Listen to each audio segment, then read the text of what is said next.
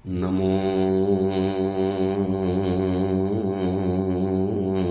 વરિયંતાણમ નમો સિદ્ધાણમ નમો આયર્યાણમ નમો વજ્જાયાણમ નમો લોયે સૌવસાઉણમ એસો પંચનમુકારો સૌવ પાવપણાસણો મંગલાણમ ચ સૌવેસીમ બડમમ હવૈ મંગલમ મંગલમ ભગવાન વીરો મંગલમ ગૌતમ પ્રભુ મંગલમ સ્થૂલભદ્રાદ્યા જૈન ધર્મો સ્તુ મંગલમ. પ્રવચનનો વિષય છે નવી સવાર નવો વિચાર. આજથી લગભગ 1100 વર્ષ પૂર્વે બનેલો અને આશરે 300 જેટલા નીતિ સૂત્રોથી સુશોભિત નીતિ વાક્યામૃત નામનો આ ગ્રંથ એક અદ્ભુત વિચારો, એક સુંદર વિચારો, જીવન પરિવર્તનકારક વિચારો, એનો એક રસથાર. આપણને જેટલા જોઈએ એટલા વિચારો આમાંથી લેવાની છૂટ, એવો એક અદ્ભુત આ ગ્રંથ છે, જેના દ્વારા આપણે રોજ એક નવો વિચાર જાણતા જઈએ છીએ. ગઈકાલ સુધીની અંદરમાં 122 નંબરનું સૂત્ર આપણે 2 દિવસ વિચાર્યું. એ સૂત્ર જેવું હતું કે જેની ઉપર 2 દિવસ નહીં, કદાચ 20 દિવસ પણ કોઈ એટલા ઓછા પડે. સમાજની એક એક તકલીફ, સમાજની એક એક પીડા, સમાજનું એક એક જે મુશ્કેલીઓ છે ને, એ આ મહાત્માની નજરની અંદરમાં આવી જાય છે. અને એ બધી જ બાબતોને બહુ સુંદર રીતે, ટોન પણ ન લાગે અને વાત કહેવાની કહેવાઈ પણ જાય. એક સાહિત્યિક રીતે, કલાત્મક રીતે આખી વાત રજૂ કરવાની અંદરમાં આવે.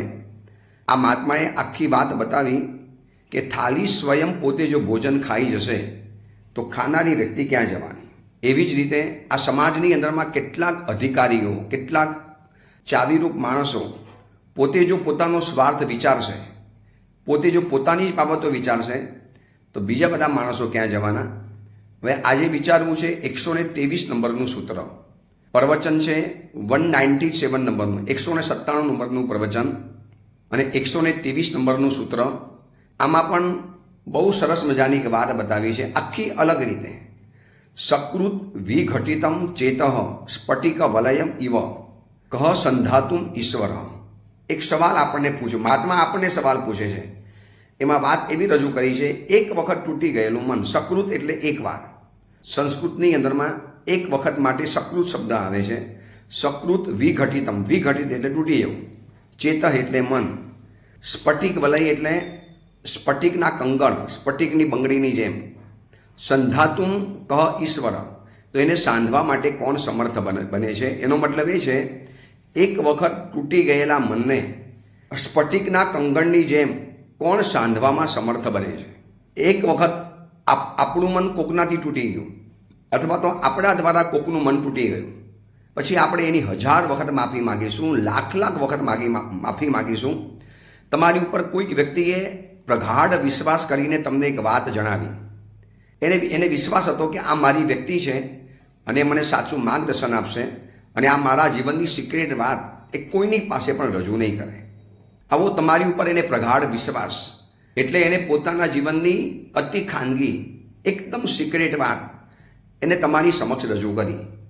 એને વિશ્વાસ હતો તમારી ઉપર કે આ વ્યક્તિ મારી છે, મારી વાત સાંભળી મારી મજાક પણ નહીં કરે, મારા માટે વિમુખ પણ નહીં બને, મને એવી વ્યક્તિ પણ નહીં સમજી લે અને સાચું માર્ગદર્શન આપશે. પરંતુ બન્યું એવું કે એને એ વાત બીજા કેટલા લોકો પાસે સ્પ્રેડ કરી દીધી, ફેલાવી દીધી. બહુ બુરી રીતે એ વાત એને લોકોની સમક્ષ રજૂ કરી દીધી. હવે આ વાત જ્યારે આપણને ખબર પડે, શું થાય છે ખબર છે? આપણું ચિત્ત સ્ફટિકના વલયની જેમ, સ્ફટિકની બંગડીની જેમ ધડાક કરતું તૂટી જાય છે. સ્ફટિક એટલે કાચ, કાચ જેવું સ્ફટિક આવે. કાચની બંગડી એક વખત તૂટે ને પછી સાંધી નથી શકાતી. ચલો સોનાની હોય, ચાંદીની હોય તો રહેણ કરી શકાય, એને એનું રહેણ આવે. સોની પાસે જાઓ એટલે આપણને રહેણ કરી આપે, એટલે કદાચ એ સંધાઈ જાય. અને કાચની બંગડીનું શું?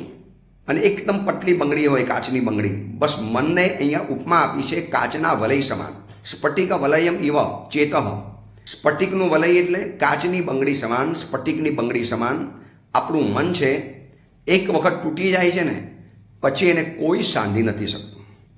આપણે કોકના મનને તોડ્યું, માનો કોઈક વ્યક્તિએ આપણને આ વાત કરી અને આપણે એની વાતોને ફેલાવી દીધી, અથવા તો આપણે સામેની વ્યક્તિને વાત કરી અને એને બધી જ વાત દુનિયાની અંદરમાં જગ જાહેર કરી દીધી, ત્યારે એવા સમયની અંદરમાં આપણું ચિત્ત કેવું તૂટી જાય છે, કેવું ચિત્તના ટુકડે ટુકડા થઈ જાય, કેવો આઘાત લાગે. કટુ વેનની એક જ ઠેસે દિલના કાચ તૂટેલા જોયા. દિલને કાચ બરાબર કીધું છે. મન મોતી અને કાચ તૂટ્યા પછી સંધાતા નથી.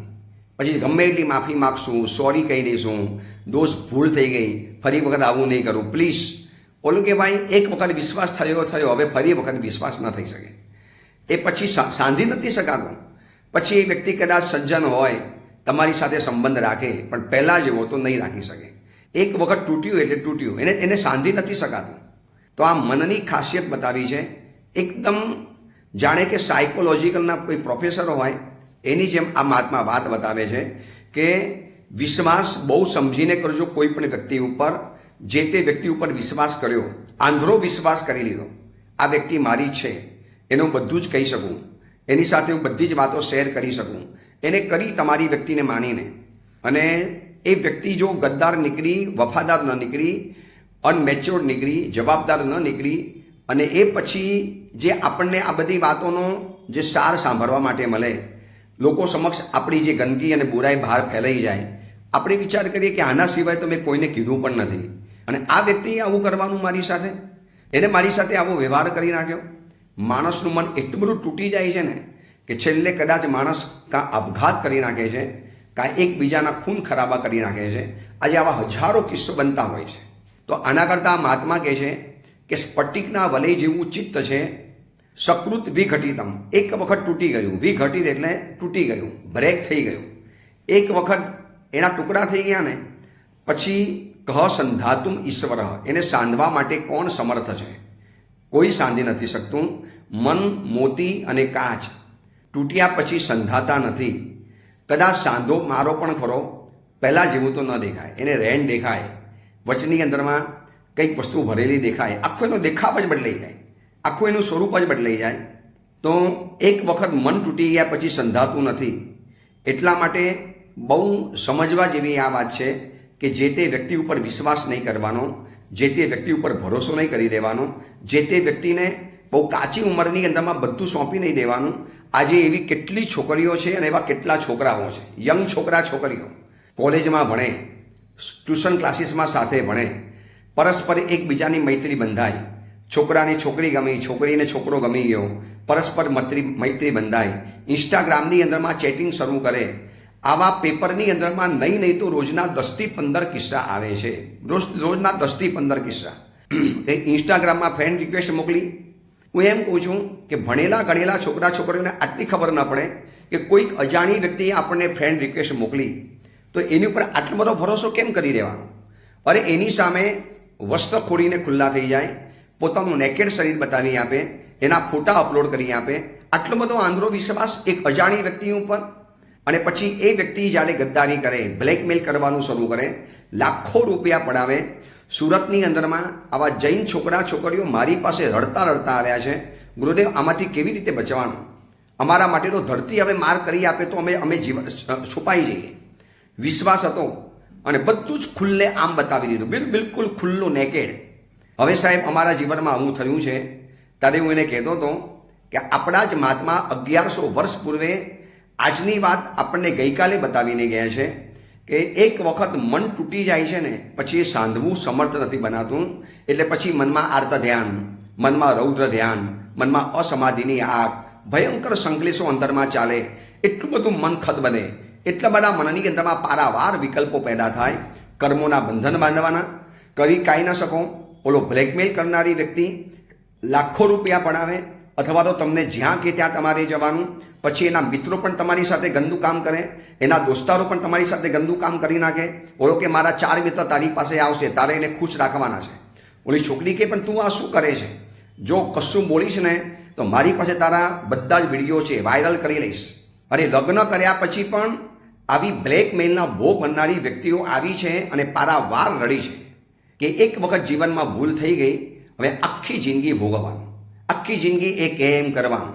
ન પતિને કહી શકે, ન પિતાને કહી શકે, ન ભાઈને કહી શકે, ન પરિવારને કોઈને કહી શકે, કોને કહેવા માટે જાય, અને કોઈક વ્યક્તિ કોકને કહેવા માટે જાય છે એ પણ અનમેચ્યોર્ડ, બિનજવાબદાર છે, એ ઉલટાની ફસાવે. હવે તે મને કીધું છે ને, હવે તારે મારી પણ ઈચ્છા પૂરી કરવી પડે, વરના તારી આ વાર બધે હું લીકેજ કરી દઈશ. એટલે વળી પાછી ઓર વધારે ફસાયા. આવું તમને કલ્પના નથી કરતો. ઇન્સ્ટાગ્રામના ફ્રેન્ડ રિક્વેસ્ટના કારણે એટલા ભયંકર તોફાનો ચાલે છે કે એમ લાગે કે ગવર્મેન્ટે ઇન્સ્ટાગ્રામ ઉપર પ્રતિબંધ મૂકી દેવો જોઈએ. મોટા ભાગે આવા જ કિસ્સા બનતા હોય છે. જેટલા પણ લોકો મળે છે, જેટલા પણ પેપરોમાં કિસ્સા વાંચીએ છીએ, કાચી ઉંમર, અનમેચ્યોર્ડ વય, કોઈ એટલી સમજદારી હજી પરિપક્વ બની નથી, અને કોઈ પણ વ્યક્તિએ ફ્રેન્ડ રિક્વેસ્ટ મોકલી, એના રૂપના વખાણ કર્યા અને મોહાઈ ગયા. એની સાથે બધી વાતોચીતો શરૂ કરી. ધીરે ધીરે વાતો થાય, પછી ખુલ્લી વાતો થાય, પછી શરીર ખુલ્લા બતાવવાના, એની સામે બધું જ નગ્ન થઈ જવાનું, બધું ખુલ્લું બતાવી દેવાનું, અને પછી બ્લેકમેલનો જે દોર શરૂ થાય, અને પછી જિંદગી જે ઉપર નીચે બની જાય. અને એ વખતે જે મન તૂટે છે ને, કોણ સાંધી શકવાનું એ મન? છે કોઈ એવું રહે? સમાધિ પછી રહેતી નથી. અસમાધિની આગ લાગે છે. યા મરી જવું, સુસાઇડ કરી નાખું, કાં ઓલાને ખતમ કરી નાખું, કાં પેલાને મારી નાખું. અને આના કારણે કેટલાય ક્રાઇમ રેશિયો વધતો ચાલે છે. તો મહાત્મા કહે છે કે ભાઈ આ તૂટેલું મન ક્યારે સંધાતું નથી, તો પછી એવા મનને શું કામ લોકોની પાસે મોકલવાનો? આ લાગણીનો મોટો સવાલ છે. કોકના દ્વારા બોલાયેલા શબ્દો લાગણીઓને એવી અસર કરી જાય અને પછી મન તૂટી જાય છે. એના કરતાં એટલું નક્કી કરો કે મારે મારા ઇમોશન્સને કાબૂની અંદરમાં રાખવું છે. ઇમોશન અને ઈગો આ બે ચીજ એવી ભડકે છે ને, અને પછી ભડકે બરે એટલે પછી એનો કોઈ હિસાબ નથી રહેતો.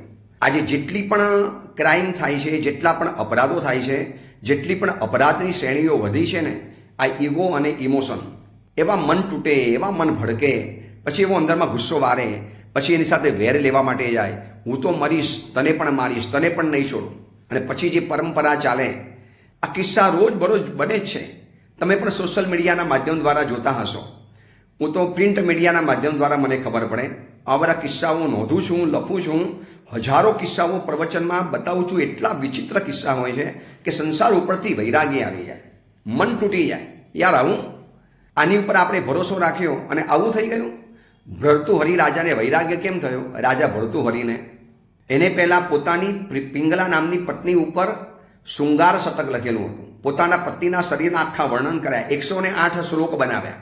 એટલી બધી પ્યારી એની પત્ની હતી, એની પત્ની પિંગલા. એટલી બધી પ્યારી પત્ની, એ બે હિસાબ પ્યાર કરે એને. એની ઉપર એને શૃંગાર શતક બનાવ્યું. એક સંન્યાસી આવ્યા. સંન્યાસી અમરફળ લઈને આવ્યા હતા. હિમાલયમાંથી અમરફળ મળે છે. એ ખાય એટલે માણસ કાયમ માટે ન જીવે, પણ જીવે ત્યાં સુધી યુવાન રહે, જીવે ત્યાં સુધી યંગ રહે. શરીરમાં એવી તાકાત, ચામડી એવી સ્ટ્રીચ રહે, ચામડી એવી બરોબર મજબૂત રહે, શરીરના એક પણ અંગ ઉપાંગો ઘસાય નહીં, આયુષ્ય હોય ત્યાં સુધી યુવાન રહે. આવું એક અમરફળ વર્ષો પછી આ અમરફળ મળતું હોય છે. સંન્યાસીએ વિચાર્યું કે વર્તમાન ભરત ક્ષેત્રની અંદરમાં, આ ભારત વર્ષની અંદરમાં ભર્તુહરિ રાજા બહુ પરોપકારી છે. એ લોકોના દુઃખોને દૂર કરે છે. તો કેમ નહીં હું એને આપું? તો કેટલા લોકોના દુઃખ દૂર કરી શકે? એ હજી જીવે ત્યાં સુધી જુવાન રહે તો કેટલા લોકોના પરોપકારના કાર્યો કરશે. એટલે સ્પેશિયલ એ સંન્યાસી ભર્તુહરિ પાસે આવ્યો. સોનાની થાળીની અંદરમાં ફળ લઈ સંન્યાસીજીએ કીધું કે રાજન, આ અમર ફળ છે, હું પોતે ખાઈ શકતો હતો, પણ મેં તો વિચાર્યું કે હું તો સંન્યાસી છું, આપ તો રાજા છો, અને આપની કીર્તિ મેં સાંભળી છે, આપ ખૂબ સુંદર પ્રજાના કાર્યો કરો છો, તો આપના જેવો રાજા યુવાન રહે છેક સુધી, કેટલા બધા પરોપકારના કાર્યો થાય, રાજ્યનો વિકાસ થાય, એટલે આ ફળ આપ આરોગજો, બસ મારી વિનંતી છે. સંન્યાસી તો આપીને ગયા. સંન્યાસીને રાજા વિચાર કરે છે કે મારી પત્ની પિંગલા મને એટલી બધી પ્યારી છે, જાનથી પ્યારી છે, બસ આ ફળ એને ખવડાવી દો. એ સુખી રહે ને, એ યંગ રહે, એને કોઈ તકલીફ ના આવે, એ ઘરડી ના થાય, એને શરીરમાં વીકનેસ ના આવે, ઢીલાસ ના આવે, બસ એ ખુશ એટલે હું ખુશ. વિચારજો, એને આટલું મોટું અમરફળ પોતાની પત્ની પિંગલાને સોંપ્યું છે. હવે ખરી કથા આવે છે.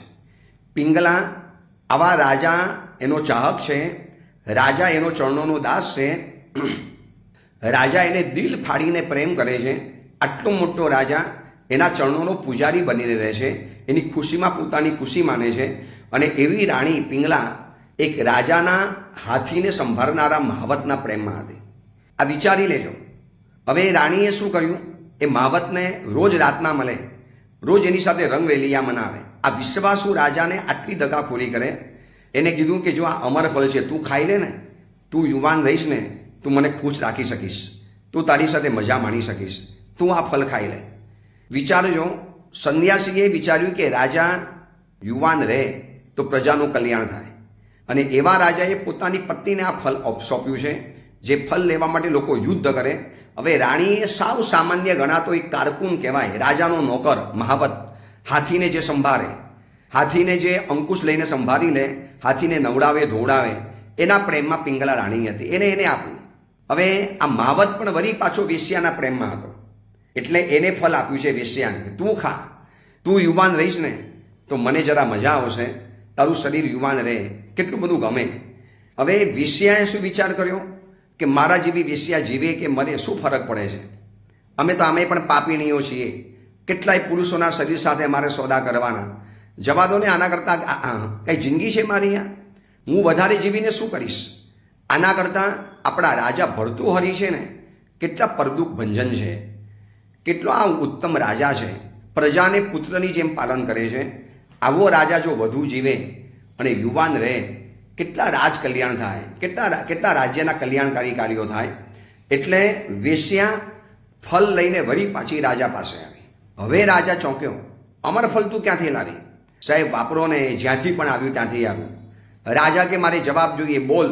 લાલ આંખ કરી રાજાએ એને કહી દીધું કે માવત મારા પ્રેમમાં છે, માવત મને ચાહે છે, માટે મને એને આપ્યું છે. માવતને બોલાવ્યો. રાજા કે આ તો એ જ ફળ છે કે જે સંન્યાસીએ મને આપેલું અને મેં પિંગલાને આપ્યું, તો આ ફળ વેશ્યા પાસે કેવી રીતે પહોંચ્યો? માવતને બોલાવ્યો, કોરડા મારે આ સજા આપી, બોલ સાચું બોલી લે, વરના તારી ખેર નથી. બોલાએ સાચું કહી દીધું કે રાણી મારા પ્રેમમાં છે અને રાણીએ મને સોંપ્યું છે. આ શબ્દ જ્યાં સાંભળ્યા ને, ભર્તૃહરિનું દિલ સ્ફટિકના કંગળની જેમ ટુકડે ટુકડા થઈ ગયું. હું જેને ચાહું છું એ વળી બીજીને ચાહે, એ વળી પાછો ત્રીજાને ચાહે, એ ચોથાને ચાહે. આવો સંસાર. એને શ્લોક બનાવ્યો છે કે હું જેને ચાહું એ બીજાને ચાહે. તો આ સંસારમાં કોઈને સાચો પ્રેમ જ નથી કરતું. આ મેં આટલા પ્રેમથી રાણીને આ અમરફળ આપ્યું અને એને મારા જેવા રાજાના ચાહવાના બદલે આવો સામાન્ય નોકરને પ્રેમ કર્યો. મેં રાજા તરીકે શું એની ઈચ્છા ઓછી પૂરી કરી છે? બધું જ પૂરું કર્યું, છતાં પણ હું રાજાનું મન ઉડી ગયું સંસારમાંથી, એનું વૈરાગ્ય આવી ગયું. આવો સંસાર. અને ભર્તૃહરિએ દીક્ષા લઈ લીધી. એમ કહેવાય છે કે ભર્તૃહરિના ગયા પછી રાજા વિક્રમાદિત્ય રાજા બન્યા અને ભર્તૃહરિએ પછી વૈરાગ્ય શતક ગ્રંથ બનાવ્યો છે.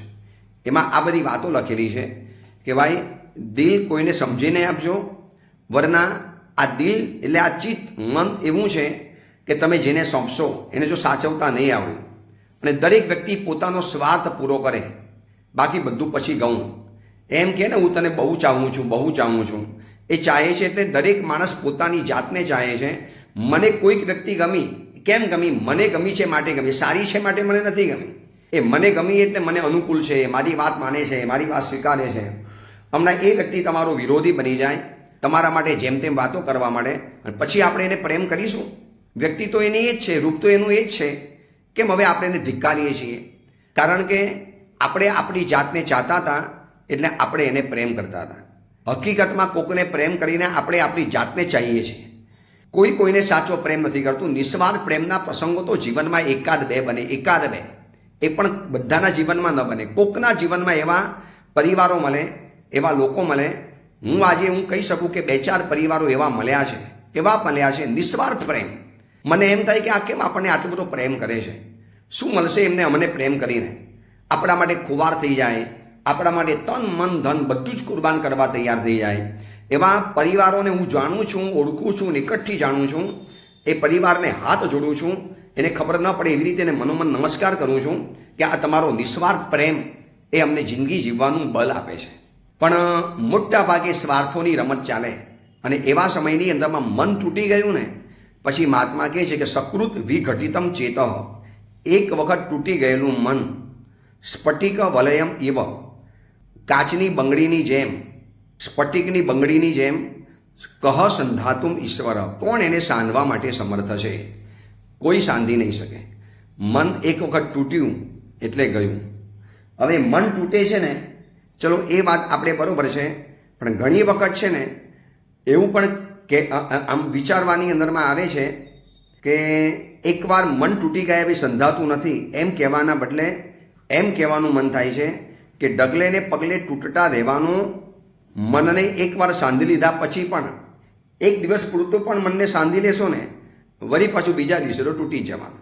એટલે આનો ઉપાય એક જ છે કે લાગણીઓ બહુ ઓછી બતાવવાની, જે તે વ્યક્તિઓને લાગણીઓ નહીં આપવાની, જે તે વ્યક્તિને પ્રેમ નહીં આપી દેવાનો, જે તે વ્યક્તિઓને તમે તમારા જીવનમાં સ્થાન નહીં આપી દો. શરૂઆતમાં ખબર નથી, અનમેચ્યોર હતા, આપણે દોસ્તારો બનાવ્યા, મોટું ગ્રુપ બનાવી દીધું, ફ્રેન્ડ્સ બનાવી દીધા, એના માટે આપણે આમ જાત ઘસી નાખી, બધું જ કુરબાન કરી નાખ્યું અને એ વ્યક્તિ તો સ્વાર્થી નીકળી, એને પોતાનું કામ પતી ગયું, તમારી સામે જોવાનું પણ બંધ કરી દીધું અને પછી જે આઘાત લાગે છે ને માણસ રડે છે, પોકે પોકે રડે છે. એવી દીકરીઓને અને એવા દીકરાઓને મમ્મી પપ્પા સુરત અને મુંબઈમાં મારી પાસે લઈને આવેલા છે. આમ દીકરી અપ્સરા સમાન છે, દીકરો ઇન્દ્ર સમાન છે, એવો બલિષ્ઠ, એવો દેખાવડો, એવો હોશિયાર, ભણેલો ગણેલો, પણ એટલો ડિપ્રેશનમાં ગયો હોય છે. હું પૂછું મમ્મી પપ્પાને કે કેમ આ છોકરો ડિપ્રેશનમાં છે, બોલે જ નહીં મારી સાથે, નીચું મોડીને બેસી રહે, જાણે દુનિયાભરની ઉદાસીના ચહેરા ઉપર આવીને વસી ગઈ હોય. પછી માતા પિતા કે સાહેબ એક છોકરી સાથે એને પ્રેમ થયેલો, એને આ છોકરીને એટલો બધો દિલો જાનથી પ્રેમ કર્યો, એટલો પ્રેમ કર્યો, આ દીકરો મારો ભાવુક છે સાહેબ. અને આપણને ખબર શું પડે, મોબાઈલના જમાનામાં કોલેજમાં સાથે ભણતા હોય અને ક્યાં દિલ લઈને બેઠો, છોકરી તો સ્વાર્થી નીકળી, આના કરતાં વધુ સારો છોકરો મળ્યો, વધુ શ્રીમંત પરિવાર મળ્યો. છોકરીએ તો એક સેકન્ડની અંદરમાં છોકરાને કાઢી મૂક્યો, એક સેકન્ડની અંદરમાં છોકરીએ તો છોકરાને રિજેક્ટ કરી દીધો. પણ આ દીકરો હજી એને લઈને બેઠેલો છે, કેમ મારી સાથે આવું થયું, કેમ મારી સાથે આમ થયું, કેમ મને છોડીને ચાલી ગઈ. હજી સાહેબ એને ફોન કરે, હજી એને વિનવે. પણ છોકરી કે ભાઈ જાન છોડને યાર, બહુ ભાવુક નહીં બનવાનું, આટલા બધા લાગણીશીલ નહીં, પણ થોડા પ્રેક્ટિકલ બનવાનું. આપણી કોલેજની લાઈફ છે, મન ભાવે ત્યાં સુધી રહેવાનું, વળી પછી પોતાની દિશામાં ઉડી જવાનું. આપણે ક્યાં એકબીજાને બંધાયેલા હતા, તું મને આટલો બધો કેમ પ્રેમ કરવા મળેલો, આ તો આપણે કોલેજમાં હતા, દોસ્તી હતી, ફ્રેન્ડશીપ હતી, બધું ભૂલી જવાનું જે કર્યું ને. સાહેબ અમારો દીકરો એવો નથી, એને સાચા દિલે પ્રેમ કરેલો. દીકરી તો ખાલી મોજ મજા માટે કંપની આપતી હતી. આવા એક કિસ્સા નથી, આવા હજારો લાખો કિસ્સા છે, લાખો.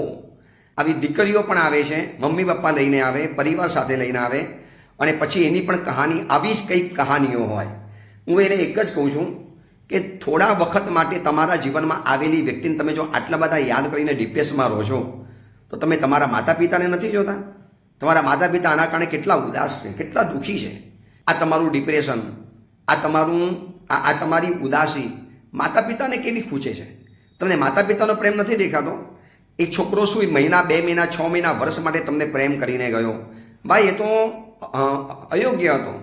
એને તો ખાલી તમારા શરીરને જોઈને પ્રેમ કર્યો, તમારા સંપત્તિને જોઈને પ્રેમ કર્યો. એને તો નવું પાત્ર મળ્યું. અને ઘણા પાછા એવા ભ્રમરવૃત્તિવાળા હોય કે વસ્ત્ર બદલે એમ દોસ્તી બદલે. પણ કેટલાક ભાવુક આત્મા એવા હોય ને, એટલા બધા સેન્સિટિવ આત્માઓ, એટલો બધો સેન્સિટિવ હોય કે બસ એ પ્રેમને પોતાનો જીવનનું સર્વસ્વ માની લે, પ્રેમને પોતાના જીવનનો પર્યાય માની લે. અને ઓલી વ્યક્તિને તો આ પડી જ ન હોય, એ તો બિલકુલ બહાર નીકળી જાય અને ઉલટાનો કે આવા ભાવુક નહીં બનવાનું, લાગણી વેડા નહીં કરવા, બધું કાન પણ નહીં કરવા, મને બધું ગમતું નથી, આ તો આપણી દોસ્તી હતી, તોડી નાખી, તું પણ નવું પાત્ર પકડી લે, મેં પણ નવું પાત્ર પકડી, આવા આમ બિલકુલ નફટ થઈને કહી દે. અને આ છોકરા છોકરી બચારા એવા ભાવુક હોય કે દિલ તૂટી ગયું, એવું તૂટી ગયું, વળી પાછા તૈયાર ન થાય, લગ્ન કરવા તૈયાર ન થાય, જિંદગીભર એના માટે કુંવારા રહેવા તૈયાર થાય. આ કિસ્સાઓ જોયા છે. મારી પાસે આવા કિસ્સા આવે મમ્મી પપ્પાઓ લઈને, સાહેબ આપ શિબિરમાં બધા વિષયો ચર્ચો છો, અમે સાહેબ આ કહીએ છીએ, સાહેબ શું કરવાનું આની અંદરમાં? હું એને એક જ કહું છું કે પૈસો અને પ્રેમ અપાત્ર વ્યક્તિઓને ક્યારે આપતા નહીં. આ તો પ્રેમની વાત કરી, પૈસા માટે પણ આવું છે. તમે તમારા દોસ્તારને પૈસા તમે ઉછી ના આપ્યા, ઉધારી ના આપ્યા, કરોડો રૂપિયા આપી દીધા, કાંઈ નહીં, આપણો મિત્ર છે ને, મિત્ર તો સ્વાર્થી નીકળ્યો, તમારા પૈસાથી વેપાર કરી દીધો, હવે તમારા પૈસા પાછો આપતો નથી. તમે માગીને મળી ગયા, બોલો કે ભાઈ ક્યાં चाहिए मिलेगा, क्या जल्दबाजी करता है, तुझे कोई तकलीफ है, तेरे पास और पैसा है ને. આપણા પૈસા છે છતાં દાદાગીરી પાછો એ મારે અને પછી મન તૂટી જાય, દિલમાં આઘાત થાય. આવા આઘાતના કારણે મુંબઈની અંદરમાં એવા કિસ્સા જોયા છે કે સારા સજ્જન ગણાતો શ્રાવક, બહુ સુંદર શ્રાવક, એને 22મા માળેથી નીચે કૂદકો માર્યો અને છલાંગ લગાવીને મોતને વહાલું કરી નાખ્યો. જ્યારે આ સમાચાર મળ્યા અમને મુંબઈની અંદરમાં, એરિયાનું નામ નથી બતાવતો, ત્યારે એટલું બધું દુઃખ થયું કે એક સજ્જન માણસની સાથે આવી ઠગાઈ થાય ત્યારે માણસનું મન કેવું તૂટી જતું હોય છે. એટલા માટે આપણને પહેલેથી ચેતવે છે કે પૈસો અને પ્રેમ અપાત્ર વ્યક્તિઓને ક્યારે આપતા નહીં. તમને ખબર છે, મમ્મી છે ને છોકરાની મીઠાઈ ક્યારે આપે? લાગે કે આ છોકરો મીઠાઈ પચાવી શકે છે તો, એ સિવાય મમ્મી નથી આપતી. તો આપણે પણ છે ને પહેલાં ચકાસી લેવાનું કે આ વ્યક્તિ આપણા પ્રેમને યોગ્ય છે. આપણે એને આપણા જીવનના વર્તુળમાં સ્થાન આપ્યું, આપણે એને આપણા જીવનની અંદરમાં સ્થાન આપ્યું, અને પછી કોઈએ આપણા માટે કંઈ ખરાબ વાત કરી, અથવા તો કોઈએ કાન ભંભેર્યા, અથવા તો કોઈ ત્રીજી વ્યક્તિ આવી અને બે વ્યક્તિના માટે ખરાબ વાતો કીધી, ઓલી વ્યક્તિને ગેરસમજ થઈ ગઈ અને સંબંધ તોડી નાખ્યો. હવે સાચો ભાવુક જે આત્મા હોય ને એ બચારો દિન રાત દુઃખી થયા કરે, અંદરથી પરેશાન થયા કરે, અંદરથી હેરાન થયા કરે. અને ઓલી વ્યક્તિને તો કંઈ પડી જ ન હોય. તમે એને ફોન કરો તો કહી દે હમણાં બહુ કામમાં છીએ, હમણાં સમય નથી, હમણાં મારે મળવું નથી, હમણાં મારે આમ નથી કરવું, હમણાં મારે આમ નથી. અને આ વ્યક્તિ અહીંયા બચારો રડ્યા કરે. હું એવી વ્યક્તિઓને સમજાવું છું કે જેને તમારા પ્રેમની નથી પડી તો તમને એને કેમ પડી છે? તમે પણ છોડી લો એને. પણ લાગણીશીલ વ્યક્તિ છે ને છોડી પણ નથી શકતા, પકડી પણ નથી શકતા, અને પછી દિલ તૂટી જાય એ અલગ છે. એટલા માટે આ મહાત્મા અસમાધિ ન થાય, આપણને આર્ત ધ્યાન ન થાય, આપણા ભવાંતરો ન બગડે, આપણો આવતો ભવ નુકસાનમાં ન જાય. માનો આ જ વિચારણામાં આયુષ્ય બંધાયું અને મરી ગયા. મરીને ક્યાં જવાનું? પાસના પરમાત્માની સાથે આ જ થયું ને. પોતાના મોટો ભાઈ ગુનેગાર છે, અનાળી છે, અયોગ્ય છે, બિલકુલ અધમાધમ છે, છતાંય ભગવાન માફી માગવા ગયા. અને ઓલાએ તો શું કર્યું? માફી તો દૂર રહી, સીધો પથ્થર માથા ઉપર માર્યો. હવે પરમાત્માને નાનકડું આર્ત ધ્યાન થયું. વ્યક્તિ પ્રત્યે દુર્ભાવ નથી થયો, પણ દુર્ધ્યાન થયું. અરે યાર, કેટલી બધી પીડા, આટલી બધી ભયંકર પીડા. બસ એ પીડાની અંદરમાં મન ગયું, આયુષ્ય બંધાયું, અને તિર્યન ગતિમાં બીજા ભાવમાં વિંધ્યાચલની અટવીની અંદરમાં હાથી તરીકે પરમાત્માને જન્મ લેવો પડ્યો. ક્યાં પાસનાથ પ્રભુ અને ક્યાં હાથી. શું થયું? મન તૂટી ગયું, દિલ તૂટી ગયું. તો એવી વ્યક્તિની સાથે સંબંધ જ નહીં રાખો, છોડી દો. તમે પણ છોડી દો. એ જો તમને છોડી શકતા હોય, તમે કેમ નથી છોડી શકતા? આટલું તો મન તમારે મજબૂત બનાવવું પડે. એટલી બધી લાગણીઓમાં નહીં જવાનું. અને જિંદગી છે ને લાગણીઓથી નથી જીવાતી, જિંદગી વાસ્તવિકતાથી જીવાય છે. બધી જગ્યાએ લાગણીના ગણિતો નહીં ચાલવાના. બધી જગ્યાએ તમે લાગણીઓને આમ જીતવા માટે માગો, પણ સામેવાળી વ્યક્તિ તમારી લાગણી સમજવી તો જોઈએ ને. એ તો બિલકુલ નફટ છે, બેશરમ છે. એ તો બિલકુલ આમ બિલકુલ કહી દે ભાઈ શું છે આ બધું? આપણા ગાંડા વેડા કરવાના, મને ફોન નહીં કરવાનો, મારી પાછળ નહીં પડી જવાનું, લાઈફ છે, ગમે ત્યાં સુધી સાથે રહ્યા, હવે જુદા પડી જાઓ. તમે નવું પાત્ર પકડી લો છો. મેં પણ નવું પાત્ર પકડી લીધું છે. ઓલો બચારો આવું કરી નથી શકતો, એના નેચરમાં નથી, એના સ્વભાવની અંદરમાં નથી. અને પછી એના માટે દુઃખી થયા કરે, રડ્યા કરે, આંસુ પાડ્યા કરે, રીસરના કરગરે એના ઘરે જઈને ઊભા રહી જાય, ઓલો અપમાન કરી નાખે.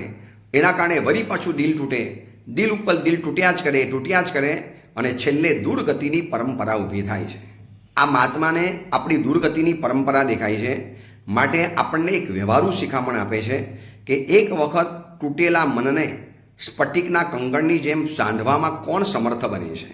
એટલે મન એવું છે ને કે ડગલે ને પગલે તૂટતા રહેતા મનને એક વખત સાંધી લઈએ છીએ ને તો એક દિવસ પૂરતું પણ એને સાંધેલું રાખવામાં સફળતા નથી મળતી. વળી પાછું બીજો આવ્યો, બીજું તોડી ગયો, ત્રીજો આવ્યો, ત્રીજું દિલ તોડી ગયો. તમે કેટલા લોકોથી લાગણી થઈ બનીને ઘવાતા રહેશો? કેટલી જગ્યાએ તમે લાગણી બતાવ્યા કરશો? આના કરતાં મજબૂત બની જાઓ અને મનને એવું આજ્ઞાંકિત બનાવી દો, મનને એવું મજબૂત બનાવી દો કે તમે તમારી લાગણીનો કમાન્ડ તમારા હાથમાં હોવો જોઈએ. લાગણીનું રિમોટ બીજાના હાથમાં નહીં પકડાવી દો. જે તે વ્યક્તિ આવીને આપણી લાગણી સાથે ખિલવાડ કરી જાય, જે તે વ્યક્તિ આવીને આપણી લાગણી સાથે રમત રમી જાય, જે તે વ્યક્તિઓ આવીને નક્કી એ કરે કે મારે ખુશ રહેવું ને નાખુશ રહેવું, મારું મન ખુશ રાખું કે નાખુશ રાખું, એ સામેની વાળી વ્યક્તિ નક્કી કરે કે મારે નક્કી કરવાનું. એવી અયોગ્ય, અપાત્ર, અધમ વ્યક્તિઓ માટે મારે મારા મનને બગાડી દેવાનું? પસ્તાવો થાય કે આવી વ્યક્તિ માટે આપણે સમય બગાડ્યો, આવી વ્યક્તિઓ માટે આપણે કલાકોના કલાકો બગાડ્યા, આવી વ્યક્તિઓ માટે મેં આટલી બધી ભેટ સુગાદ એને આપી, મેં આવી વ્યક્તિ માટે આટલું બધું કર્યું. એ સાંભળી એટલું બધું દિલ તૂટે, એટલું દિલ તૂટે. પણ એવા સમયમાં મનને મજબૂત બનાવવું પડશે. મજબૂત બનાવવું છે તો તમે જેમ સાપને આજ્ઞાંકિત બનાવી મદારી જેમ એના દ્વારા આ જીવિકા ધરી લે છે, એમ મનને આજ્ઞાંકિત બનાવી અને આપણે એના દ્વારા પ્રસન્નતા ટકાવવા પૂર્વક જીવનનો વ્યવહાર ચલાવી દેવાનો. સાપ આમ કોઈના હાથમાં આવે નહીં, પણ મદારી હાથમાં રાખીને કેવો એને રમાડે છે અને આ જીવિકા ધરી લે છે. આપણે પણ કરી શકીએ. આપણે આપણા મનના મદારી બની જઈએ, મનને વશ કરી લઈએ. આવી બાબતોની અંદરમાં કદાચ જીવનમાં થઈ પણ ગયું. આપણે ભોળા હતા, કોકની સાથે સંબંધ બાંધી દીધો, બંધાઈ ગયો, બહુ ઊંડા ઉતરી ગયા એમાં, એટલા બધા ઊંડા ઉતરી ગયા કે હવે એમાંથી બહાર નથી આવતું. સતત એ વ્યક્તિનો ખાલીપો, એનો અભાવ કઠિયા કરતો હોય, તો એવા સમયની અંદરમાં મનને સ્ટ્રોંગ બનાવી પ્રસન્નતાપૂર્વક બહાર જિંદગી જીવી લેવાની. એટલે હકારાત્મક અભિગમ એના જો માલિક બની જઈએ ને, તો મન દુઃખી કરવાના બદલે આપણને પ્રસન્ન બનાવી શકે છે. એટલે આ વાત એટલી બધી વ્યાજબી છે, એટલી બધી જરૂરી દેખાય છે. વર્તમાન સમયની અંદરમાં આ રીતે મન તૂટવાના કારણે કેટલા લોકોના આપઘાત, સુસાઇડ, ખૂન, બીજા અપરાધો થયા અને એના કારણે કેટલી બધી સામાજિક અવ્યવસ્થાઓ ખોરવાઈ ગઈ. ભાઈએ પૈસા ના આપે અને સુસાઇડ કરી નાખ્યું. પતિએ બહુ ભાવ ના આપ્યો અને પત્નીએ સુસાઇડ કરી નાખ્યું. પત્નીએ બેવફાઈ કરી અને પતિએ સુસાઇડ કરી નાખ્યું. મન તૂટી ગયું ને પછી કોઈ શાંતિ નથી શકતું. આના કરતાં મનને એવું મજબૂત બનાવવું કે કોઈ તોડી જ ન શકે. અને એના કરતાં હજી આગળની વાત કે જે તે વ્યક્તિઓને મન સોંપો જ નહીં કે જેનાથી મન તૂટવાનો વારો જ આવે. શું કામ આપણે જે તે વ્યક્તિઓને જીવનમાં સ્થાન આપવાનું? શું કામ આપણે અયોગ્ય સમયની અંદરમાં અયોગ્ય વ્યક્તિઓને જીવનમાં સ્થાન આપવાનું? નાની ઉંમરની અંદરમાં મોબાઈલ હાથમાં આવી જાય, છોકરા છોકરીઓ સાથે ભણે અને આ મૂવી અને સિરિયલોની અસર દેખાય. જીવનમાં આપણને પણ કોઈ ચાહનારો હોવો જોઈએ, કોઈક આપણને પણ પ્રેમ કરનારો હોવો જોઈએ. આપણી પાછળ પણ ફના થનારો અને પાગલ બનનારો કોઈ છોકરો કે છોકરી હોય એટલે એને ગૌરવ મહેસૂસ થાય. અને પછી એ કાચી વયના સંબંધો આગળ વધે. બંને જણા અનમેચ્યોર, કાચી વય, કાચી સમજણ, કોઈ લાંબી ગતાગમ છે નહીં. સંબંધોનું મૂલ્ય સમજ્યા નથી, સંબંધોની વફાદારીના પાઠ હજી જીવનમાં શીખ્યા નથી અને સંબંધોની યાત્રા આગળ વધી. એમાં બંને જણાએ ક્યાંક તો ફસકાવાના, કારણ કે બંને જણા હજી અયોગ્ય છે, આ ઉંમર જ નથી. પણ કાચી ઉંમરમાં મોબાઈલ હાથમાં આવી જાય અને પછી આ બધું જીવનમાં જે આગળ વધે છે એના તોફાન ન માણી શકો એટલા ભયંકર ચાલે છે, એટલા ભયંકર. અમે તો જોઈએ છીએ ને, સમાજની વચમાં રહીએ છીએ એટલે. તો આના કરતાં મહાત્મા કહે છે કે મન મજબૂત બનાવી દો કે કોઈ તોડવા જ ના આવે. જે તે વ્યક્તિઓને મન નહીં સોંપો, જે તે વ્યક્તિઓ સાથે લાગણીના સંબંધો ઊભા નહીં કરી નાખો. જે તે વ્યક્તિઓ સાથે ખાલી તમારી સાથે સંબંધમાં આવ્યા તો વાસ્તવિકતાના સંબંધ રાખો. આવ્યા અને છૂટા પડી જાઓ. બધે તમે લાગણી બાંધવા જશો ને તો એ બધે દુઃખી થવાના. લાગણી તો બહુ યોગ્ય લાગે, બહુ કામની લાગે અને બહુ એકદમ વ્યાજબી લાગે ત્યારે જ એ વ્યક્તિને તમારે લાગણી સોંપાય, બાકી તો લાગણી સોંપી ન શકાય. ચલો, આ અંગેની બીજી મહત્વની વાત આપણે આવતીકાલે વિચારીશું. એ જ મંગલ કામના, મંગલ ભાવના. જીનાજ્ઞા વિરુદ્ધ કાંઈ પણ બોલાયું હોય તો મિચ્છામી